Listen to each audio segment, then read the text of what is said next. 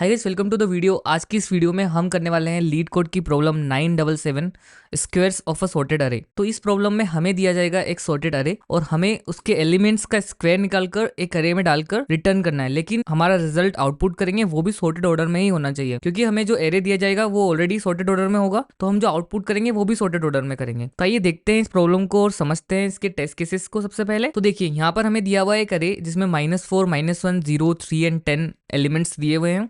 अब हमें इनका निकालना है स्क्वायर्स और एक अरे में डालकर रिटर्न करना है। अगर हम -4 का स्क्वायर निकालेंगे तो वो आएगा 16, -1 का आएगा 1, 0 का आएगा 0, 3 का आएगा 9 एंड 10 का आएगा 100। इस ऑर्डर में ही इनके स्क्वायर्स निकालें और एरे में वापस डालें, तो वो एरे जो नया बनेगा वो सॉर्टेड ऑर्डर में नहीं बनेगा। तो यहाँ पर हमें दिया हुआ है -4, -1, 0, 3 एंड 10। अब अगर हम इन सबके स्क्वायर्स निकालने बैठे तो -4 का स्क्वायर आएगा 16, क्योंकि हम कभी भी किसी नंबर का अगर स्क्वायर निकालेंगे तो वो पॉजिटिव नंबर में कन्वर्ट हो जाएगा।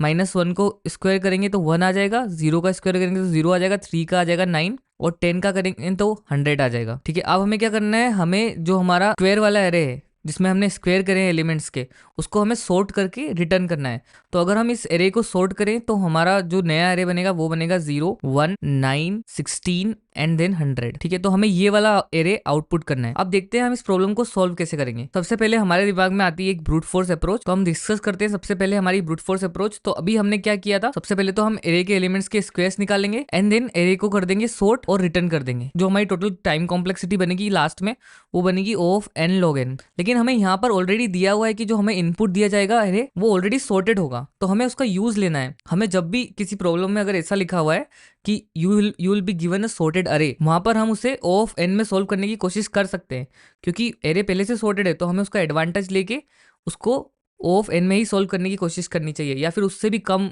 टाइम कॉम्प्लेक्सिटी में। तो वो हम कैसे करेंगे वो देखते हैं। तो ब्रूट फोर्स अप्रोच तो हमने देख ली है, जैसे कि हम क्या करेंगे, हम एरे के एलिमेंट्स के स्क्वायर्स निकालेंगे एंड देन के बाद उसको सॉर्ट करके रिटर्न कर देंगे।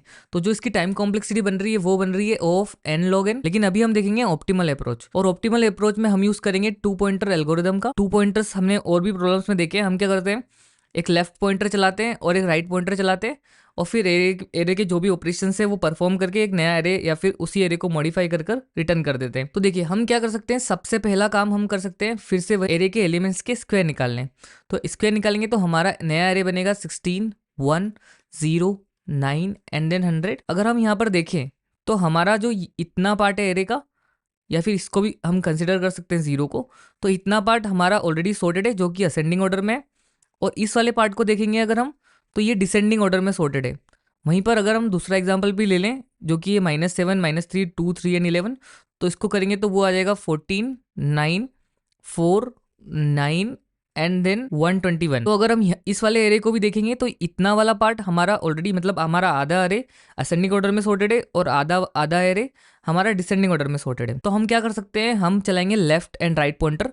तो हम लेफ्ट पॉइंटर को आई मान लेते हैं और राइट पॉइंटर को हम जे मान लेते हैं, और हम लेंगे एक एम्प्टी एरे और उसकी साइज होगी जो हमें एरे दिया जाएगा, इनपुट एरे उसकी साइज। फॉर एग्जांपल हमें n साइज का एक एरे दिया जाएगा, जो हम एक नया एरे लेंगे उसको की भी साइज हम n रखेंगे। ठीक, अब हम क्या करेंगे, हम एक नया एरे बना लेते हैं। ठीक है, खाली एरे। अब इसमें मैं क्या करूंगा, सबसे पहले मैं देखूंगा कि मेरा जो A ऑफ i है क्या वो A ऑफ j से बड़ा है, मतलब जो भी बड़ा है। फॉर एग्जाम्पल यहाँ पर हमारा A ऑफ j बड़ा है, तो हम क्या करेंगे, सिंपली लास्ट में इंसर्ट कर देंगे 121। ठीक है, हम हमारा जो नया एरे बनाएंगे उसको पीछे से फिल करना स्टार्ट करेंगे।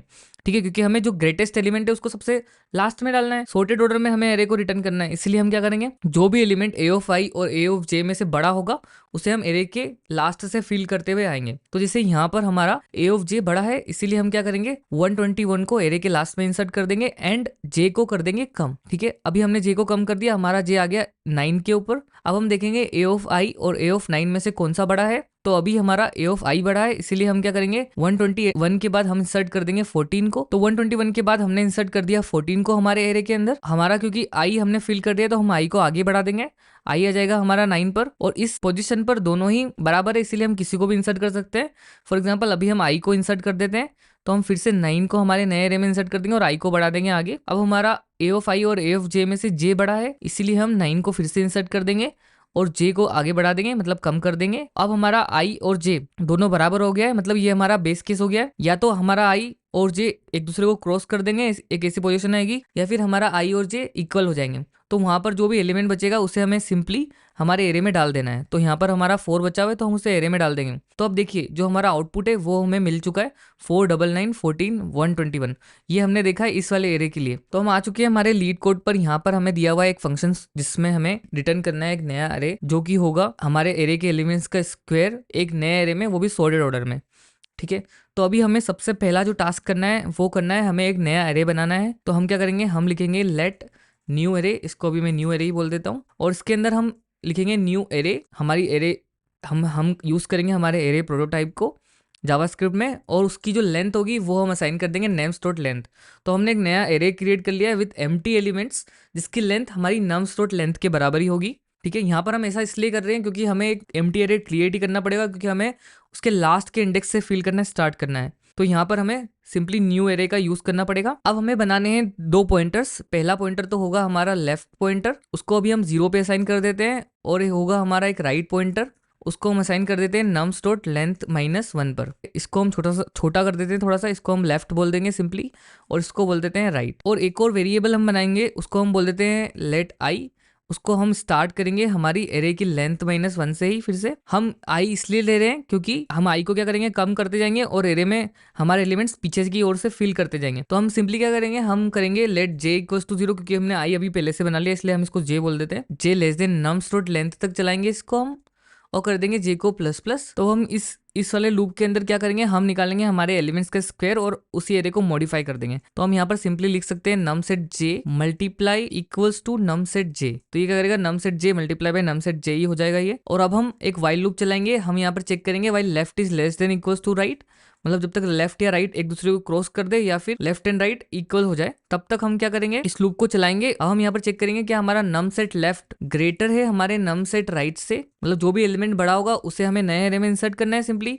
तो हम क्या करेंगे, new array at i equals to कर देंगे नम सेट अभी लेफ्ट को, क्योंकि अभी हमारा लेफ्ट बड़ा होगा इस कंडीशन में। और एल्स में कर देंगे हम new array at i equals to कर देंगे नम्स एट राइट। अब हमें क्या करना पड़ेगा, हमारे राइट और लेफ्ट को आगे भी बढ़ाना पड़ेगा। तो अगर हम लेफ्ट वाले को इंसर्ट करेंगे तो हम लेफ्ट को ++ करेंगे, और अगर हम राइट वाले एलिमेंट को इंसर्ट करेंगे तो हम राइट को माइनस करेंगे, क्योंकि हमारा राइट एरे के पीछे की तरफ रहेगा और लेफ्ट एरे के स्टार्टिंग से स्टार्ट होगा। ठीक है, और हमने चलाया था एक आई वाला पॉइंटर भी जिससे हम एरे में इंसर्ट कर रहे हैं।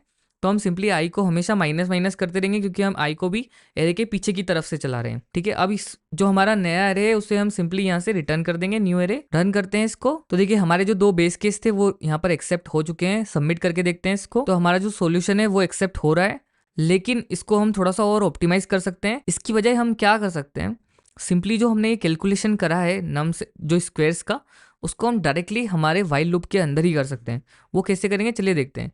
तो हम सिंपली क्या करेंगे, इस वाले कोड को भी थोड़ी देर के लिए हटा देते हैं ताकि आपको थोड़ा सा अच्छे से समझ में आए। और हमें जो न्यू एरे रिटर्न करना है उसे तो हम यहाँ पर लिखा रहने देते हैं। हमने एक लेफ्ट पॉइंटर लिया है जिसको हम 0 से स्टार्ट करेंगे, एक राइट पॉइंटर लिया है जिसको हम नम्स डॉट लेंथ -1 से स्टार्ट करेंगे, मीन्स एरे के लास्ट से। और हमने एक आई लिया है जिससे हम एरे को इटरेट करेंगे, जो हमारा नया एरे है उसको, और उसके अंदर एलिमेंट्स को इंसर्ट करेंगे। उसको भी हमने एरे के लास्ट से स्टार्ट किया है। अभी हमने एक लूप चलाया था वाइल लूप, हमें वही वाला लूप चलाना है। जब तक हम इसमें लिखेंगे while left is less than equals to right, जब तक लेफ्ट राइट से छोटा या उसके बराबर हो तब तक ये वाइल लूप चलेगा। अब यहाँ पर हम क्या करेंगे, लेफ्ट वाले एलिमेंट का स्क्वायर निकाल लेंगे सिंपली। तो हम यहाँ पर एक वेरिएबल बनाएंगे कौन स्क्वायर लेफ्ट, और उसके अंदर हम सिंपली क्या करेंगे, नम सेट लेफ्ट, मतलब लेफ्ट पे जो भी एलिमेंट होगा उसका स्क्वायर निकाल लेंगे। अगर आप 2 बार मल्टीप्लिकेशन का साइन इंटू 2 या 3 करेंगे तो स्क्वायर या क्यूब जो भी निकालना है आप सिंपली निकाल सकते हैं, या फिर आप नम सेट लेफ्ट इंटू नम सेट लेफ्ट भी कर सकते हैं। अब हमारा सेकंड वेरिएबल हम बनाएंगे जिसको हम बोलेंगे स्क्वायर एट राइट। तो हमारे राइट वाले एलिमेंट का भी स्क्वायर निकाल लेंगे। हम लिखेंगे नम सेट राइट मल्टीप्लाई 2। इससे क्या होगा, हमारे नम सेट राइट वाले एलिमेंट्स का स्क्वायर निकल जाएगा और स्क्वायर एट राइट में स्टोर हो जाएगा। अब हम यहाँ पर सिंपल चेक कर सकते हैं कि अगर हमारा स्क्वायर एट लेफ्ट, मतलब जो लेफ्ट वाला स्क्वायर है ना, अगर वो बड़ा है स्क्वायर एट राइट से, सिंपली अभी हमने क्या करता है, एक नए एरे में स्टोर करे थे, एक एरे में स्टोर करे थे हमारे स्क्वायर्स को, और उनको चेक कर रहे थे हम सेम कंडीशन के साथ। अभी हम स्क्वायर्स को यहीं पर कर रहे हैं और फिर उनको चेक कर रहे हैं। तो अभी हमें क्या करना पड़ रहा है, जो हमें एरे दिया हुआ है उसे मॉडिफाई नहीं करना पड़ रहा है और एक्स्ट्रा लूप भी नहीं चलाना पड़ रहा है। हम सिंपली वही वाली मेथड फॉलो करेंगे। हम क्या करेंगे, न्यू एरे एट आई में इंसर्ट करेंगे जो भी बड़ा होगा उसे।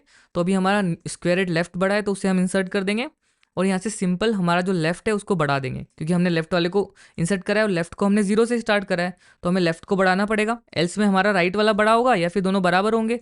तो हम सिंपली क्या करेंगे, राइट वाले को इंसर्ट कर देंगे। तो हम करेंगे न्यू एरे एट आई में इंसर्ट हमारे स्क्वायर एट राइट वाले एलिमेंट को, और हमें करना पड़ेगा हमारे राइट वाले पॉइंटर को माइनस माइनस, क्योंकि हम राइट वाले पॉइंटर को एरे के लास्ट से स्टार्ट कर रहे हैं। सारी कंडीशंस में हम क्योंकि ith इंडेक्स पर हमें न्यू एरे में इंसर्ट करना है, तो हमें आई को भी कम करना पड़ेगा, क्योंकि हम आई को भी एरे के लास्ट से स्टार्ट कर रहे थे, लास्ट वाले इंडेक्स से, इसलिए हम आई को माइनस माइनस कर देंगे और जो हमारा न्यू एरे बनेगा उसे हम सिंपली रिटर्न कर देंगे। रन करते हैं इसको। तो देखिए यहाँ पर हमारे जो दोनों बेस केस थे वो इस वाली पोजीशन में भी एक्सेप्ट हो रहे हैं। सबमिट करके देखते हैं इसको। तो जी हमारा सॉल्यूशन भी एक्सेप्ट यहाँ पर हो रहा है। तो इतना ही था इस वीडियो के लिए। अगर आपको मेरा समझाने का तरीका अच्छा लगा हो, वीडियो पसंद आई हो तो प्लीज़ लाइक कर दीजिए, चैनल पे नए हो तो सब्सक्राइब कर दीजिए।